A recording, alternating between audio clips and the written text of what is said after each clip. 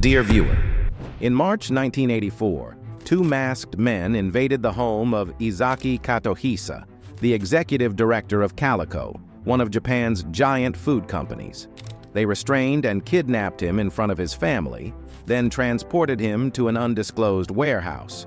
Subsequently, they contacted the company he led, demanding a ransom of approximately 100 million Japanese yen and 100 kilograms of gold alloys for his release. However, Izaki managed to escape from them before the ransom was paid. This was only the beginning of a series of mysterious and strange events orchestrated by either a group of people or a single individual. In April 1984, a fire was ignited outside the premises of the Galico Company, and the entire surrounding area was set ablaze. Soon after, a series of threatening messages began to arrive. The first message was delivered in a plastic container filled with hydrochloric acid, serving as a menacing warning to the company and its employees, hinting at the possibility of burning or dissolving them. This initial message was signed by the enigmatic Beast 21, and it revealed a disturbing truth. A group of candies manufactured by the company and sold in stores across the country had been poisoned with cyanide. Cyanide is considered one of the deadliest toxins globally and is often used in assassinations.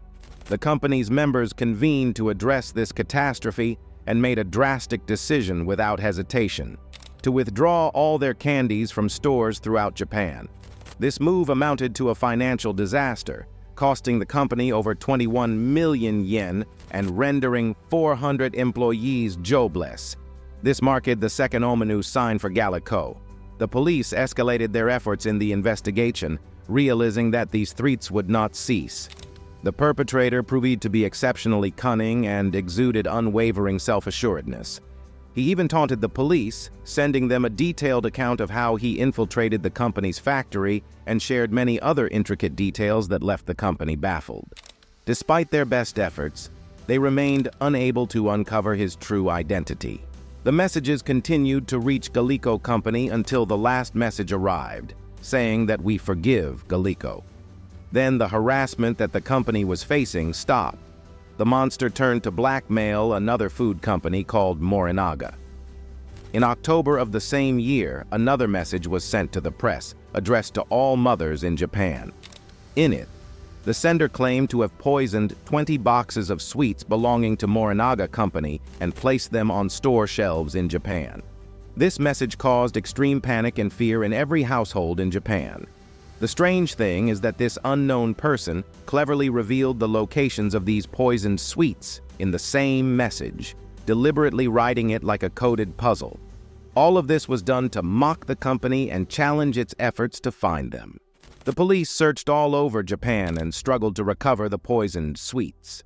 This criminal was polite and friendly, as he wrote a warning on the candy boxes indicating that they contained toxic substances, which helped the police locate them.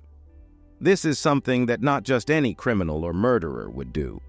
The first clue the police caught was a video.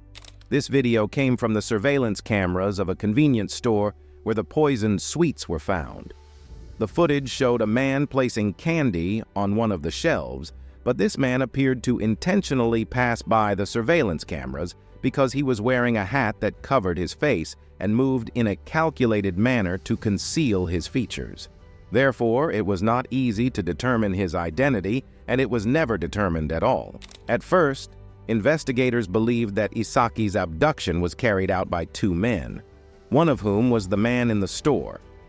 However, they were not certain about this, and they couldn't accurately determine whether it was 2, 3, or just one man. The police were desperate and exhausted. After a short time, the monster expanded the circle of his correspondence and sent the following message to a Japanese newspaper. "Dear foolish police officers, don't lie. All crimes begin with a lie, as we say in Japan. Don't you know that? It seems you're in confusion." The anger of the police officers reached all corners of Japan. Everyone was mocking and making fun of them. A new message from this unknown monster arrived, and the police traced it to some clues it contained. However, they remained perplexed until late June of the same year, 1984. In the summer of 1984, and as the criminal's audacity grew, his activities expanded to include other confectionery companies and various food manufacturers in his ransom demands. He made an offer that he would completely halt his activities in exchange for $50 million.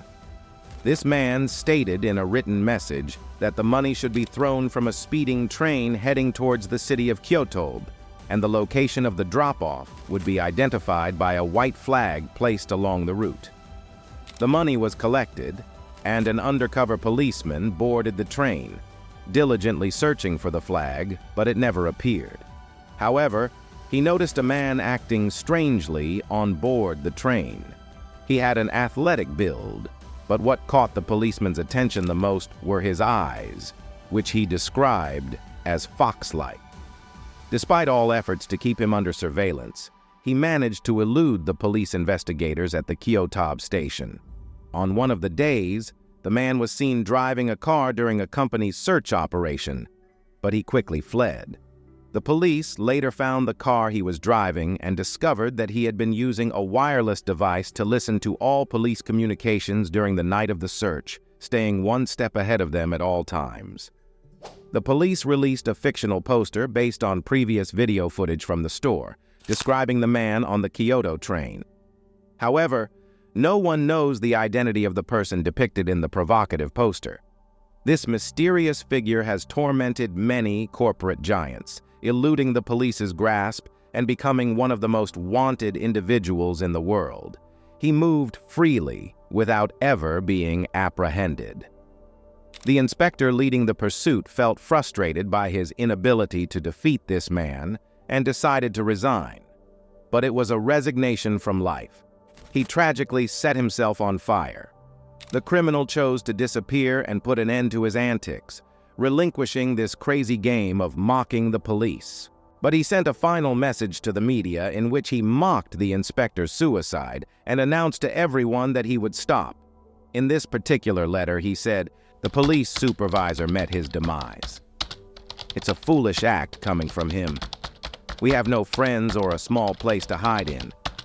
What have the police been doing in the past year and 5 months?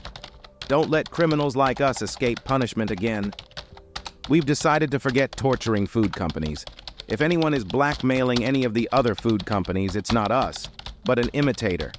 We're villains, and that means we have a lot to do instead of terrorizing companies. It's enjoyable to live as a villain." After this message, the man known as the Beast with 21 Faces disappeared, and his identity remained undisclosed. As of now, the case remains unsolved, with no leads on any of the gang members. Despite this, the police closed the file on this case, and no further investigation or search efforts have been made. This decision garnered significant media attention in Japan, as well as in newspapers, magazines, and international channels.